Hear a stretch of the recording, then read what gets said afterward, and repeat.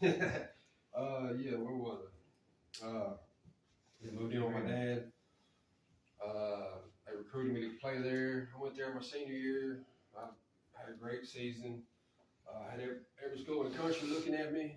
Of course, during all this time, I was getting high. Mainly, then it was weed, of course, cocaine. Uh, X was coming into the picture. I loved it. I did a lot of ecstasy.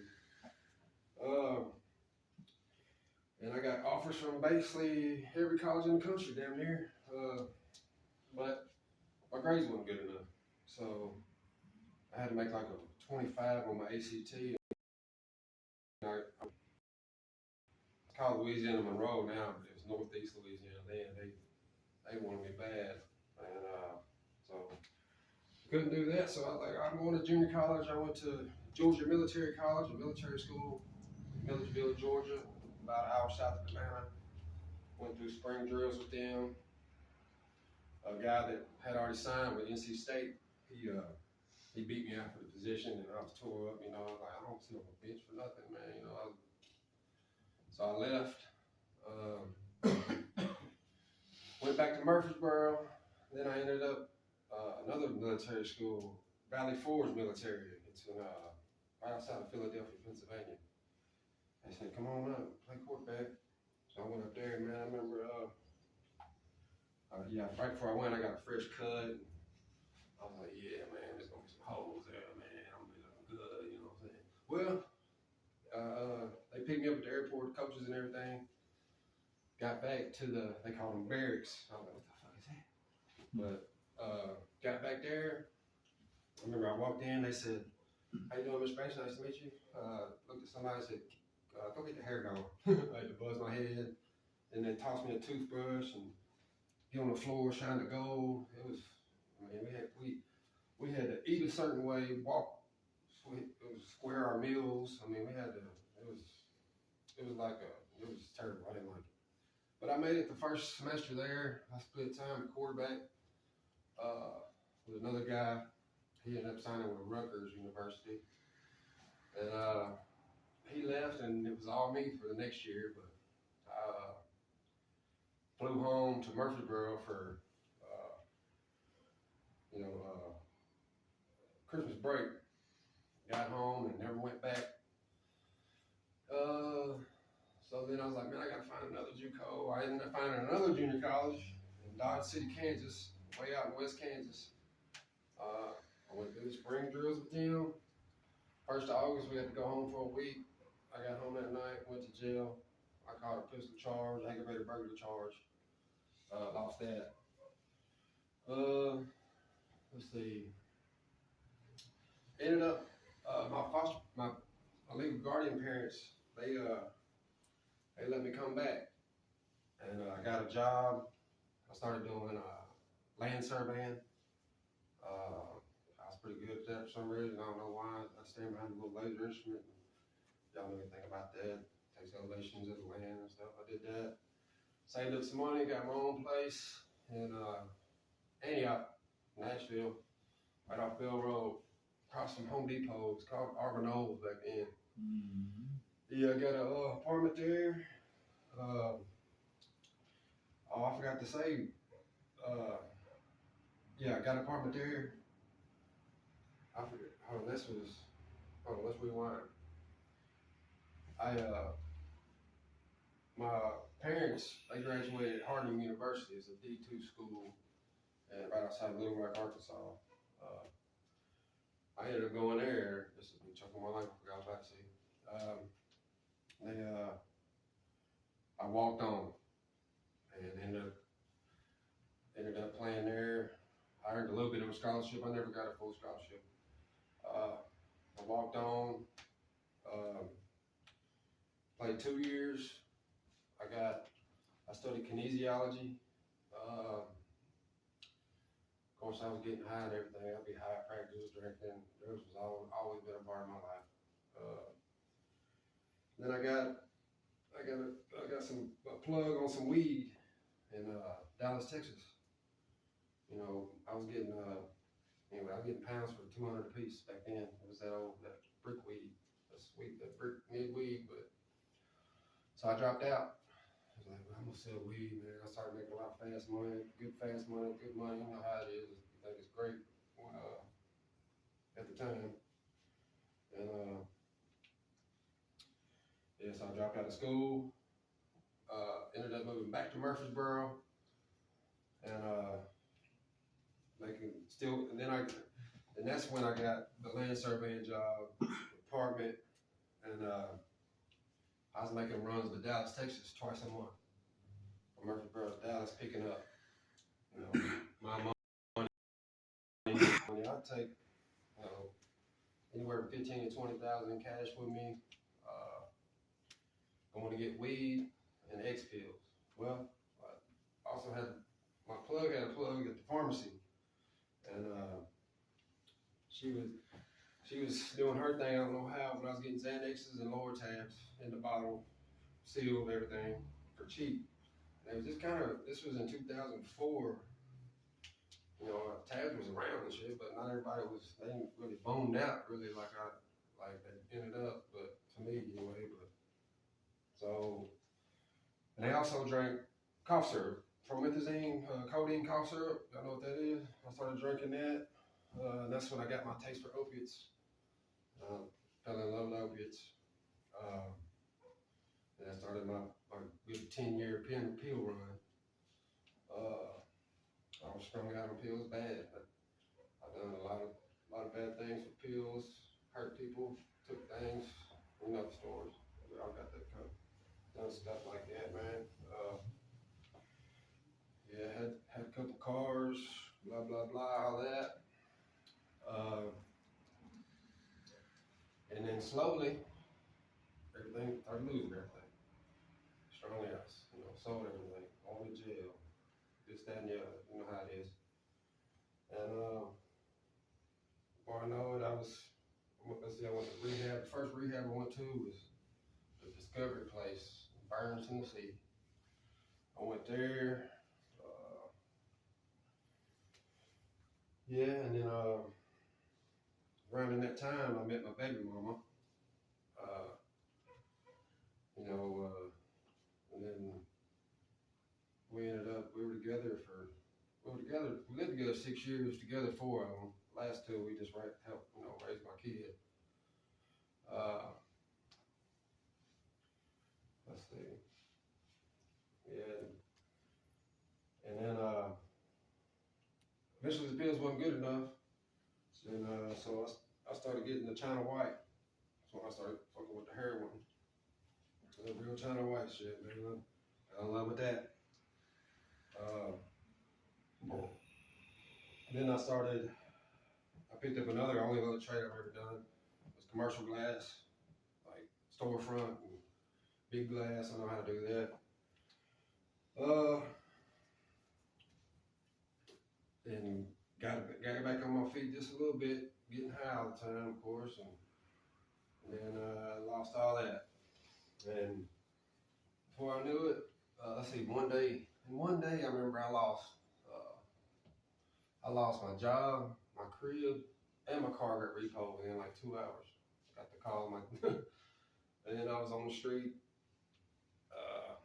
homeless again. I say homeless again because when I was a kid, I was homeless all the time with my mom. Left that out. Me and my mom, my stepdad lived in a big body station wagon for a couple of years with the wood grain down the side. I remember that when I was a kid.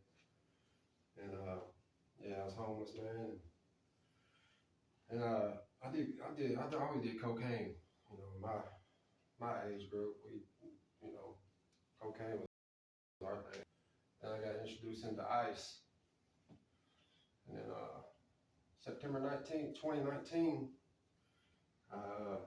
filled me a rig up, took me in my first shot of ice, and fell in love. I never put the rig back down. It got so bad, I fell in love with the rig, man. I was shooting water just because I love to see the blood, I love the feel of it.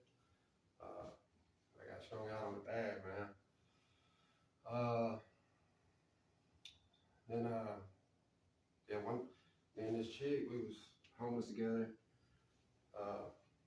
We was outside one day, it was hot, and Well, it wasn't real hot. It was, but whatever, it's hot to me. Tired of walking, man. So she was selling pussy too, so that's how we kind of got by. And I pulled a strap on a guy and carjacked him. Uh, Went on a run. I was on the news. They was looking for me throughout the motel around Murfreesboro, because that's where I was at a lot, around them areas. Uh, Got caught. I did a little over 20 months and set it for trial. And the guy that happened to carjack, he happened to be a legal immigrant. He was Mexican. Only thing he knew was pussy and cocaine. You know, I remember that. I remember he was begging for his life. But anyway, yes, violence is, all my charges are violence except for one. I got a Schedule 4 drug charge. I just fell in love with, from back when, my affiliation with the GDs. I remember they would, they would steal cars, and me and a couple other little kids in the hood, we was being observed or whatever. They parked the cars down by the rock quarry down there, somewhere in Memphis. And they pay us to help strip them, take everything we could off of it. And I've put a few pistols in more than one person's face, let's put it that way. And I fell in love with that look in some people's eyes.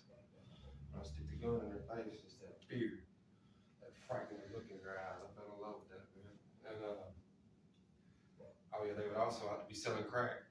I didn't even know what it was then, but they called me Snow White. That was my nickname. There was 2 white boys in the whole area that came outside anyway. I was Snow White. He was Snow White Part 2. And like, Snow White, come here, man. Run inside to that car, get that money, man. And they give me a couple dollars when I got back. And I loved it. I take that couple dollars and go to the hood store, buy me some jungle juice and some activator from a curl. Remember I told you I had a curl. I wish I had some pictures somewhere. I had told y'all 5 years ago, my mom, she overdosed and died on shooting fentanyl. My dad was a heavy pill user. He basically overdosed, but really his liver just gave out and just so that was 6 months later. After that, he'd gone. And then 6 months later, I did a little time for something else, like 9 months or something. Got out and I overdosed. That's the first time I ever did fentanyl. It was pink when I got out, and I was like, well, I didn't go that long. And I snorted at that time too. I died. I've died 11 times. Gone. 4 of those I come to an emergency room. And the other ones, man, just some Narcan. Saved my life. This right here just happened to be around, man.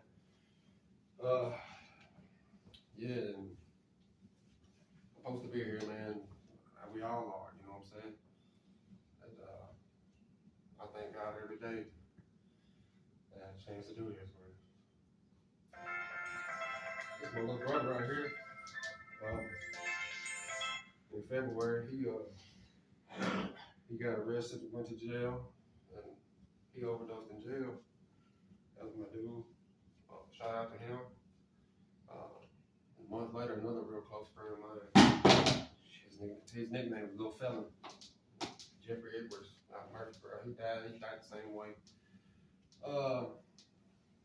Yeah, man, and I just felt like, I'm from the gutter, so I'm from the street, I'm just gonna die in the street, man. That's how it is. But I kept coming back. I remember it was the 2nd or 3rd time I come to an emergency room. It was in Murfreesboro, and they were like, you're a miracle, sir. I was like, what do you mean? Like, people usually don't see this, coming back, gone. So, yeah, man, and let's see, he died in February, and a month later, my other buddy died. I was telling him about the felon. And since then, the day I found out Little Felon died, I died that same day in the backseat of some people's car I didn't know. And the dude that was driving, he wanted to push me out, and the chick saved me. because I just happened before I did the shot for some reason. I always had a backpack. I said, hey, I got a Narcan in here. Just throw it out there. And I died. That saved me. She did. Yeah, and then I was gonna come here July 17th, and that day I was like, man, I'm gonna get high one more time. And I was in the car with people I barely knew. I died in the back seat. Well, this time they pushed me out. In Hermitage, Tennessee, they pushed me out the road. And I guess somehow somebody just happened to take a wrong turn on a side road, lost or something, seen me laying in the road, dead. So I was saved then again, man. And oh yeah, January 12th this past year, I got out last November 23rd. All you do is illegal or whatever. I set for trial. And then my pro bono come to me a couple weeks later and said, well, the DA saying there's a chance that he went out of the country. Like, well, there's a chance they might find him for trial. So, if they find him, I got 15, 20 years. I had aggravated robbery, aggravated kidnapping, and carjacking at the time. And those are all B felonies. He was like, or you can just take this 80 to 85 right now, like with 20 months served on it. Of course, I signed it. That was November 23rd. So my GD homies picked me up, had me a couple zips clear, like a half a zip of boy, some clothes, shoes, you know. So I started selling dope, and crack was my main thing I could sell. That's what I like to sell, mainly because I don't do it. And January 12th this year, I was selling crack at the Hermitage Inn in Hermitage, Tennessee, across from Hooters.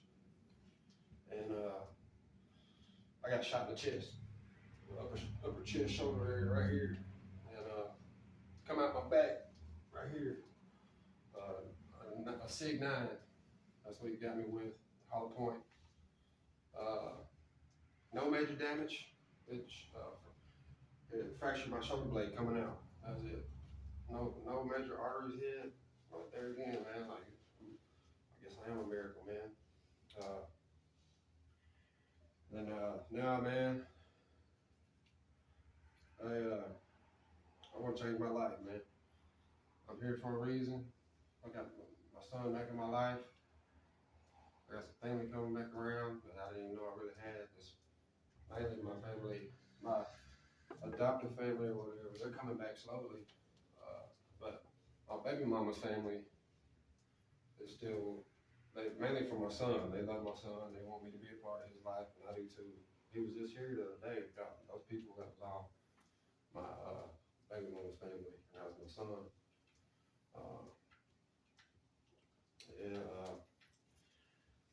I'm here now, man. I'm changing my life, man. I'm just like y'all. We're all the same, man. I want us all to beat this, man. I don't want nobody else to die, man. Tired of it.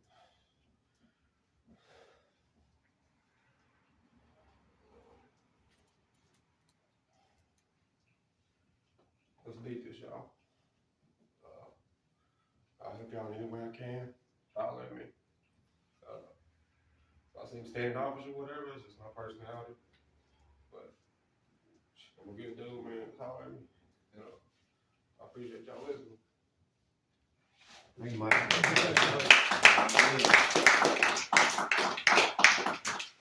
What's up?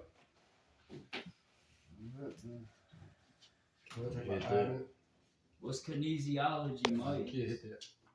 Huh?